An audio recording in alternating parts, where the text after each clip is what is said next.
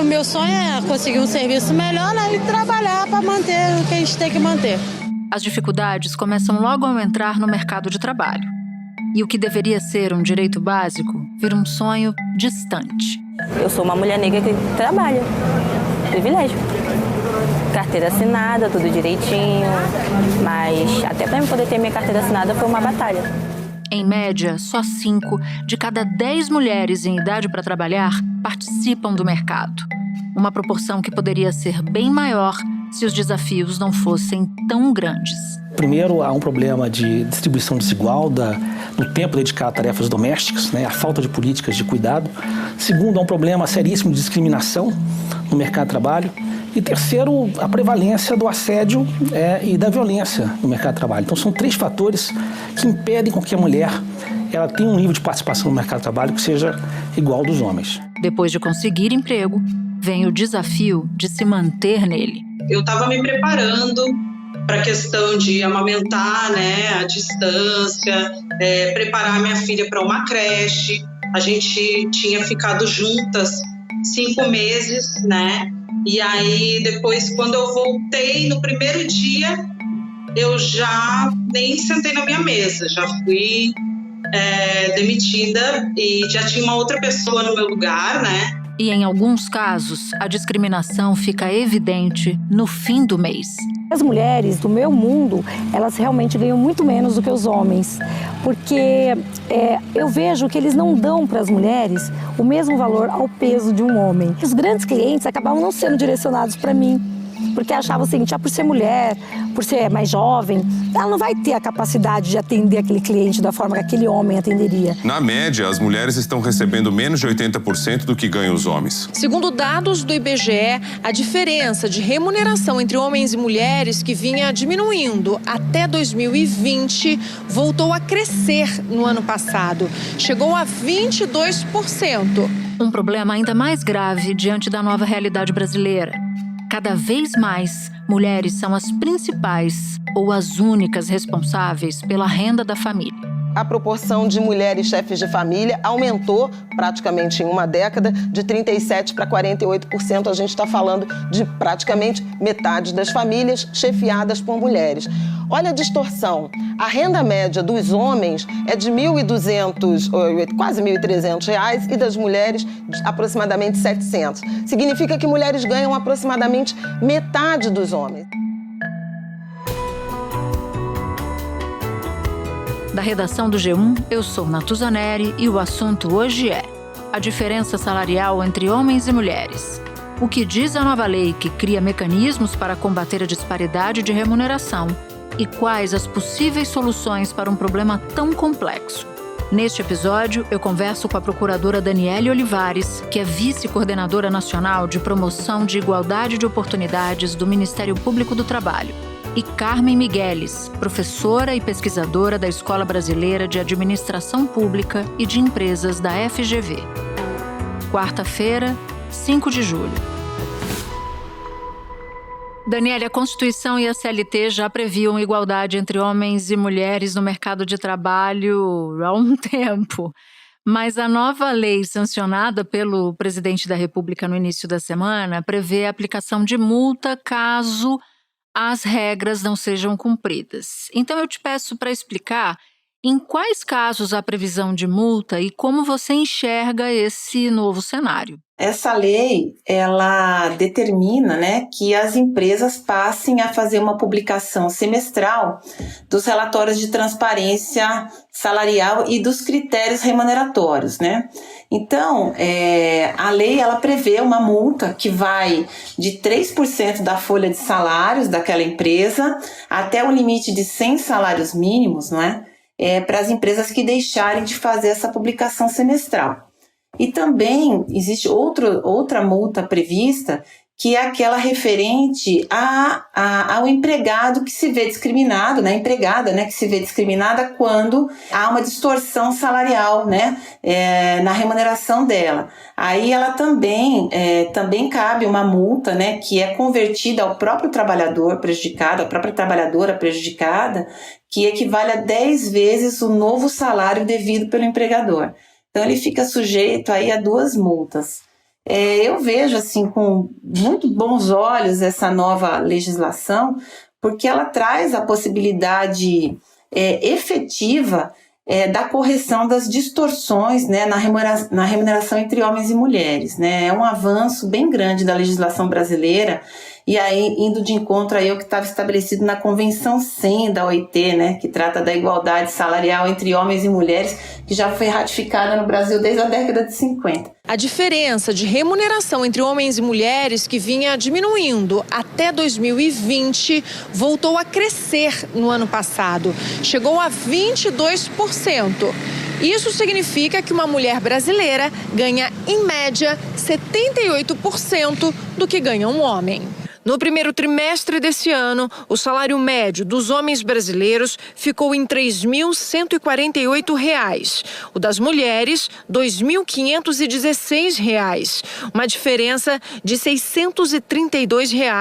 Bom, você mencionava que um ponto importante dessa lei é a obrigatoriedade de empresas a terem transparência, divulgar os salários que pagam a homens e mulheres e especificar quais são os critérios usados para determinar quanto cada pessoa ganha. Como é que isso funciona na prática e para que esses relatórios vão ser usados? É bem importante que exista essa transparência, né? Na realidade, é preciso que se identifique a base remuneratória dos salários, quais são os critérios, por exemplo, em plano de carreira que foram utilizados para estabelecer aqueles salários, e de uma forma muito transparente, muito clara, com dados objetivos. A lei, ela quer que seja anonimizado, né? Não pode ter nomes, né? Em virtude da LGPD, mas ela também tem que ter dados relativos às desigualdades de raça, de etnia, de nacionalidade, de idade. Então, esses critérios eles têm que estar muito bem definidos nesse relatório que vai ser publicado semestralmente, de forma que a trabalhadora, os trabalhadores, entidades sindicais possam também aferir alguma distorção nessa equiparação de salários. Mas se não vai haver nomes, como é que a trabalhadora vai saber que se trata do salário do colega que exerce a mesma função que ela, por exemplo? É porque a lei exige que seja por função, né? Então, ela vai verificar ali se naquela função, dentro daqueles critérios objetivos, né, que foram estabelecidos pela empresa, existe a equidade salarial, existe a equiparação salarial com o cargo de igual função naquele ambiente de trabalho.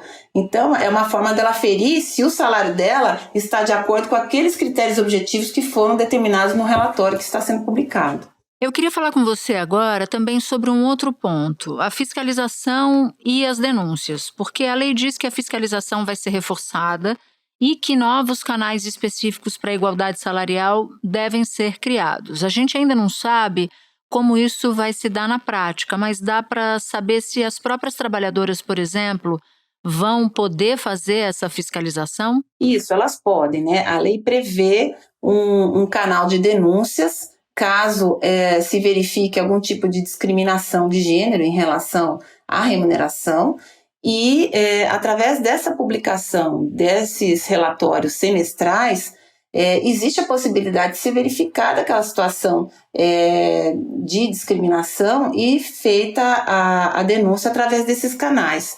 Não obstante, a lei também prevê uma fiscalização específica pela Auditoria Fiscal do Trabalho.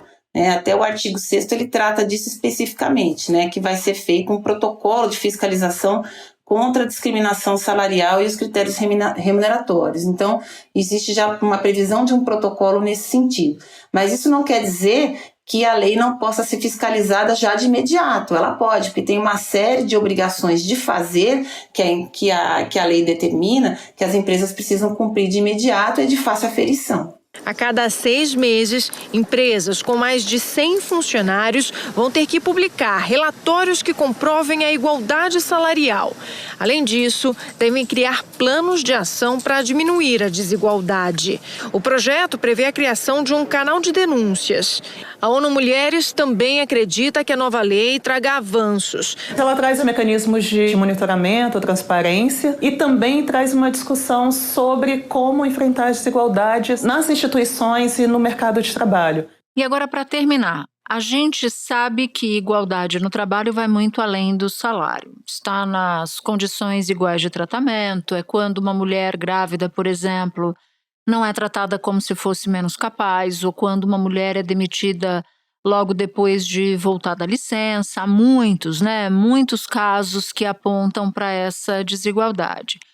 O que essa nova lei fala sobre as condições de acesso, permanência e evolução no mercado de trabalho para as mulheres, se é que fala? A nova lei ela vai trazer sim um benefício no seguinte sentido: na medida em que esses relatórios eles informarem alguma distorção nessa remuneração, nessa igualdade de tratamento dentro daquele ambiente de trabalho, dentro do plano de carreira, a lei exige que a empresa faça um plano de ação, ou seja, ela vai ter que fazer uma análise de causas do porquê daquela distorção, porque ela não apenas está equiparando salarialmente, ela também quer saber quantas pessoas ascenderam aos cargos de direção. Segundo o IBGE, a taxa de mulheres que ocupam cargos de gerência não chega a 40%. E mesmo mais instruídas recebem 77,7% do rendimento dos homens. Cristina é uma das poucas mulheres a integrar um conselho administrativo numa empresa aqui no Brasil.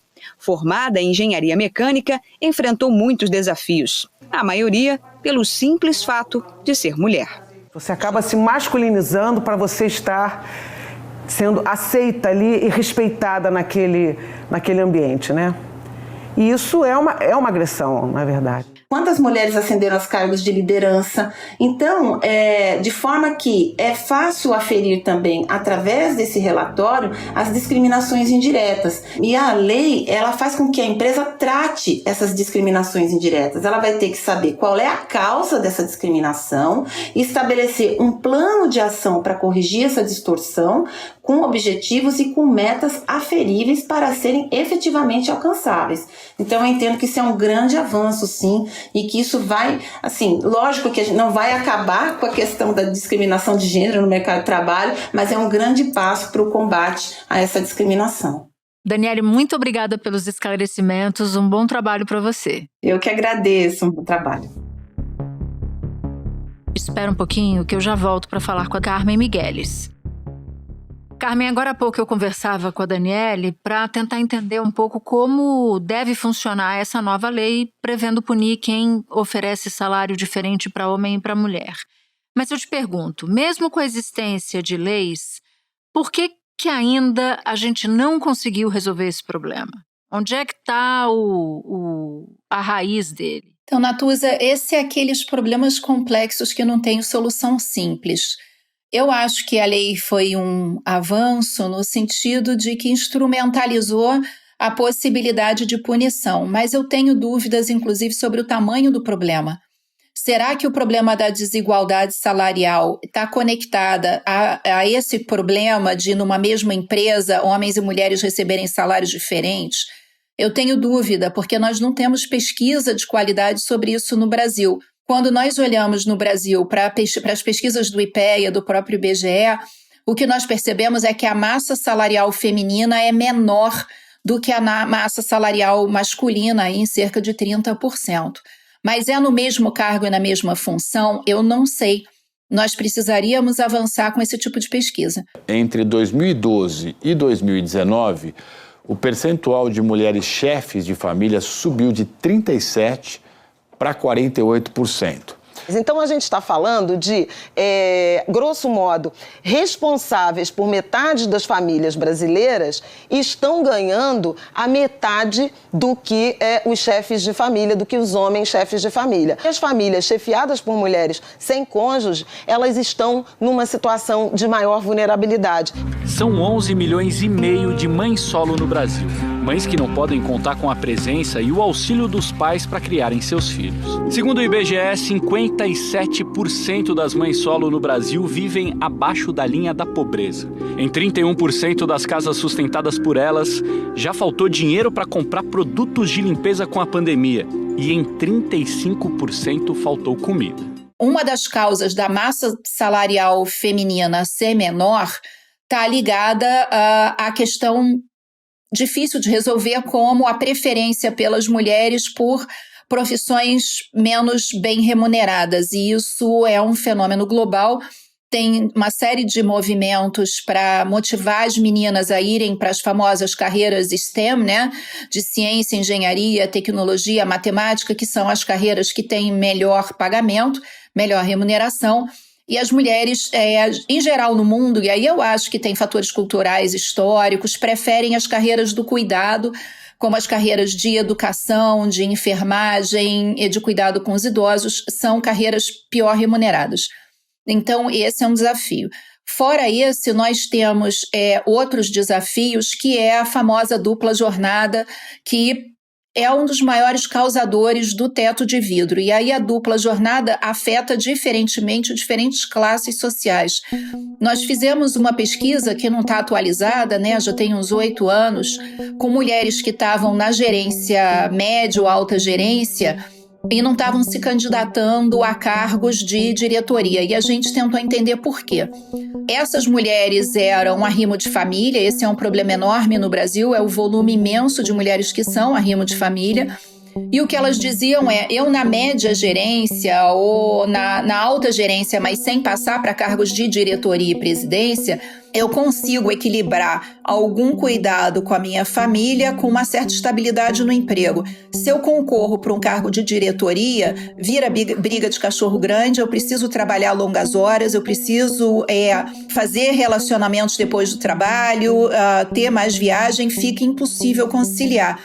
E nosso mercado hoje tem muitas fusões e aquisições, e o que elas diziam se eu for para uma diretoria e tiver uma aquisição, a diretoria primeira perdeu o emprego e eu não posso correr esse risco. Então, essa questão da dupla jornada associada ao risco de perder emprego para mulheres que são arrimo de família representavam ali um fator limitante para as mulheres de maior educação e com maior potencial de renda.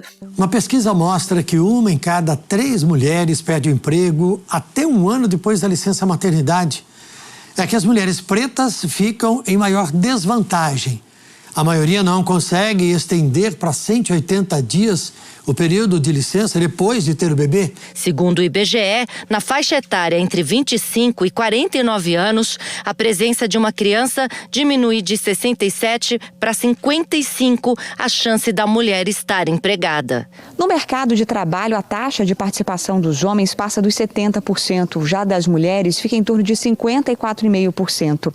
Elas ainda dedicam quase 2 vezes mais tempo que os homens nos cuidados e afazeres domésticos. E nesse quesito, a maior desigualdade se encontra no Nordeste. No outro extremo da pirâmide, nós temos a questão das mulheres pobres, que também são arrimo de família, já em quase 50% da nossa sociedade, e essas mulheres precisam se sujeitar a qualquer emprego mais mal remunerado, têm maiores tempos de deslocamento, as suas crianças ficam mais vulneráveis, e isso tudo impacta nessa situação. No ano passado, em todo o mundo, das mulheres em idade produtiva que buscavam uma ocupação, 15% não conseguiram emprego. É o que mostra o relatório mais recente da Organização Internacional do Trabalho.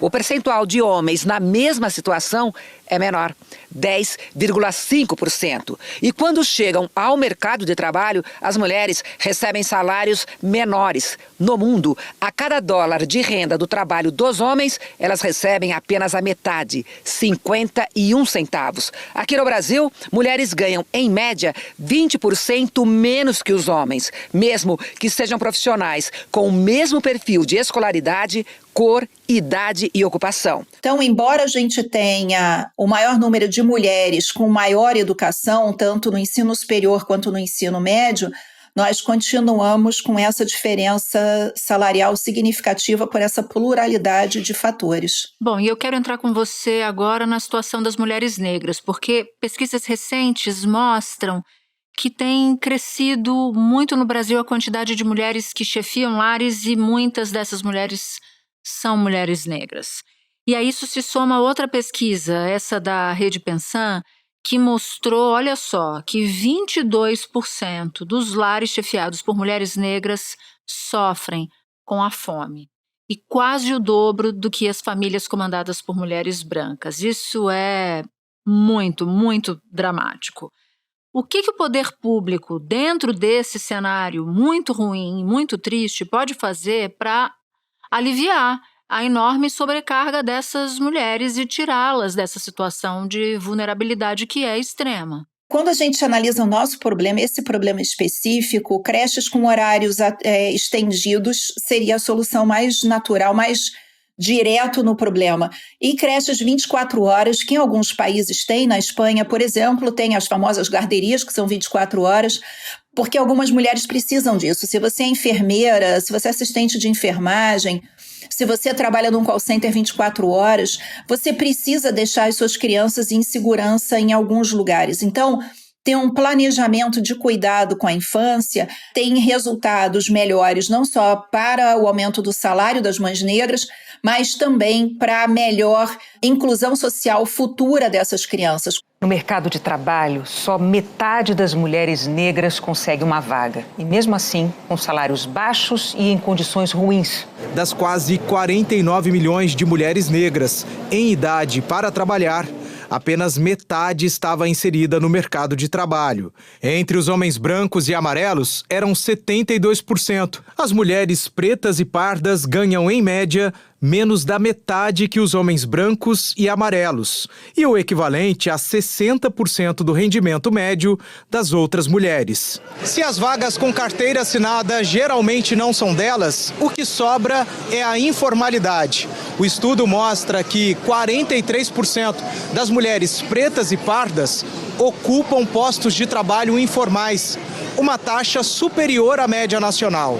E com esse tipo de trabalho, elas acabam ganhando menos. Quando nós olhamos para o nosso censo educacional, os homens negros estão na pior posição dentre todos os grupos em relação à performance escolar. Eles têm a maior distância, a maior distorção entre idade e série, eles têm a maior taxa de repetência, eles têm a maior taxa de abandono escolar.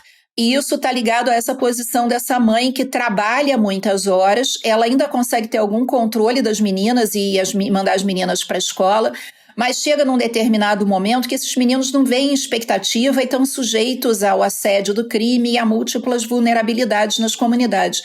Sem uma política focada no suporte aos meninos negros, nós temos uma dificuldade de interromper esse ciclo, inclusive para discutir o papel desse homem na sociedade brasileira. Um suporte escolar em horário integral no contraturno, com mais apoio para que esse menino consiga refletir sobre a própria vida, o papel e a carreira é fundamental. E, na minha opinião, isso deveria ser o pilar do eixo socioeducativo na base nacional comum curricular. Eu queria voltar contigo um pouco na jornada dupla e às vezes tripla das mulheres, mas tentar entender sob a perspectiva de que soluções possíveis caberiam para a gente pelo menos tentar minimizar esse problema. A jornada dupla, a jornada tripla, ela impacta de muitas maneiras. Uma das coisas que nós vimos, por exemplo, em profissões que são extremamente desafiadoras e demandam um nível de educação extremamente altos e que as mulheres não estão tão bem posicionadas, vão pegar aqui a carreira de consultores de grandes empresas. O que a gente vê é que o salário feminino tende a ser menor nessas carreiras porque as mulheres têm menos tempo para fazer relacionamento, para fazer network e para fazer venda, porque são vendas de confiança, vendas extremamente técnicas, você poder sair, jantar com clientes, você ir para reuniões e feiras de negócios. Essas coisas são super importantes para você trazer resultado para as empresas de consultoria.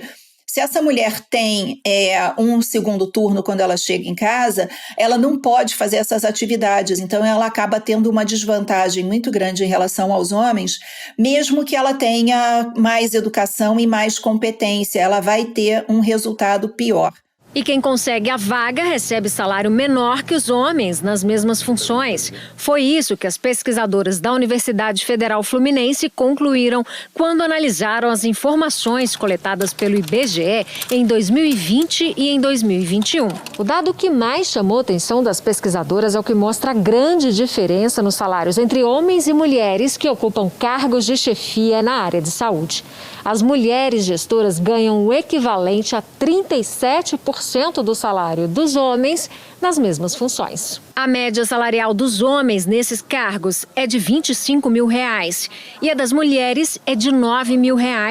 E isso impacta em maior ou menor grau em todas as profissões do conhecimento. Por exemplo, no mundo acadêmico, agora o MEC está considerando os 3 anos depois que a mulher tem filho para a meta de publicação. A gente sabe que no mundo acadêmico você tem uma meta, se você não publica aquela meta no quadriênio, você começa a correr risco na sua carreira.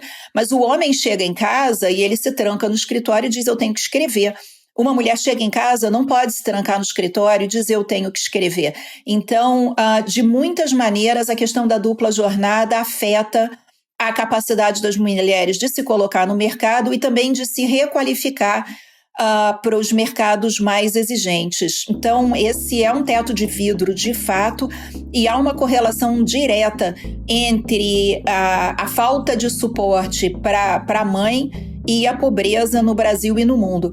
Dados da ONU mostram que cerca de 80% dos mais pobres, daqueles que estão abaixo da linha da pobreza, você citou isso, são mulheres e crianças até 10 anos de idade, dependendo dessas mulheres. Então, meninos e meninas, então não dá para fazer uma seleção só por gênero. Meninos e meninas menores de 10 anos tendem a passar fome nessas situações mais vulneráveis no mundo. Então, há uma correlação entre gênero e miséria crônica. E aí, em termos de solução possível, eu poderia considerar, por exemplo, uma mudança na cultura em que as famílias que têm a mãe, o pai ou a mãe e outra mãe, as duas companheiras, uma divisão desses trabalhos, isso ajudaria. Um modelo de escola que tivesse contraturnos também ajudaria.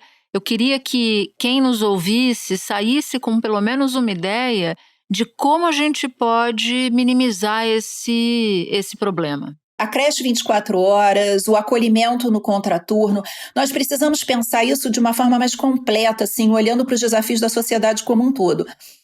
Países como o Japão, que estão com uma população de centenários enorme, por exemplo, eles já têm mais de 10 anos que eles passaram a meta de mais de 100 mil pessoas com 100 anos na população, tem esse desafio contínuo de aumentar a longevidade no mercado de trabalho. E o que eles descobriram? Que tem gente com 70 e muitos, 80 anos que ainda está trabalhando, mas tem um pai e uma mãe que está batendo os 100. Eles criaram as creches da quarta idade, que você não precisa botar seu pai e sua mãe num asilo para trabalhar com mais de 70 anos. Passa o carrinho da creche, leva o seu velhinho para a creche lá e ele tem alimentação adequada e tudo. E descobriram que as pessoas com 80, 90 anos, a pior coisa que pode acontecer é você perder sua função social. Então, os velhos precisam muito repetir as histórias para se manter ativos e as crianças pequenas adoram ouvir histórias repetidas. O que eles fizeram? Eles levam os mais idosos para as escolas, para as pré-escolas, para contar como era no tempo deles. Isso está aumentando a saúde mental dos idosos, está tendo um impacto bacana nas crianças, e isso dá suporte para esses pais, esses filhos que estão com 70 anos, continuarem no mercado de trabalho. Nós vamos enfrentar esse desafio aqui logo ali na curva. Por exemplo, um professor que foi regente de turma por 30, 40 anos, ele não consegue ser regente de turma por muito mais tempo. Mas ele pode, por exemplo, ter um pós-carreira para completar a renda. Ele pode ter um pós-carreira nas escolas, como grupos de aconselhamento dos jovens, grupo de acolhimento. E a gente pode pensar também nas soluções mais colaborativas.